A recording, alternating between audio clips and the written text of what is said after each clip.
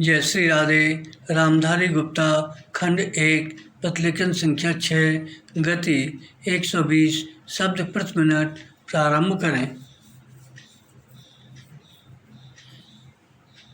उपाध्यक्ष महोदय, तब उन लोगों को कुछ आशा हुई कि हम लोग भी उसी तरह चल सकते हैं जिस तरह से पहले चल रहे थे, लेकिन अभी हाल में जो चुनाव हुआ उससे देश के धनिकों के मन में बड़ा संदेह पैदा हुआ कि इस चुनाव के बाद उनकी स्थिति वैसी नहीं रहेगी जो अब तक चली आती रही है। विराम।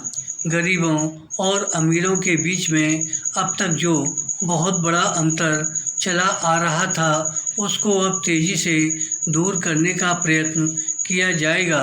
श्रीमान, मैं आपका बहुत ही आभारी हूँ जो आपने सदन में चालू वर्ष के बजट पर अपने विचार प्रकट करने का अवसर दिया है।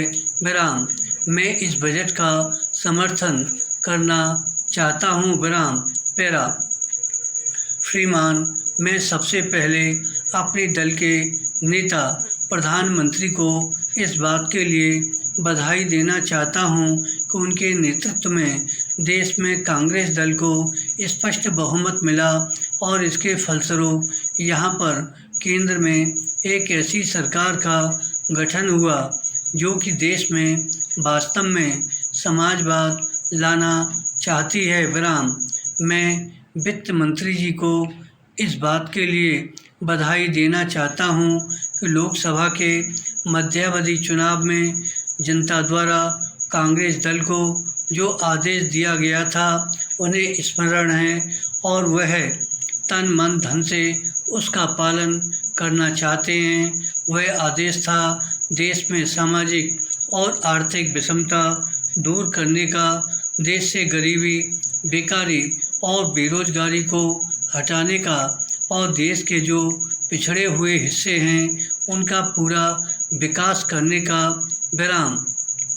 साथ ही साथ इस बात का भी आदेश था कि देश के अंदर इस प्रकार की सामाजिक और आर्थिक व्यवस्था पैदा की जाए जिसके अंतर्गत जनता शोषण से मुक्त हो सके।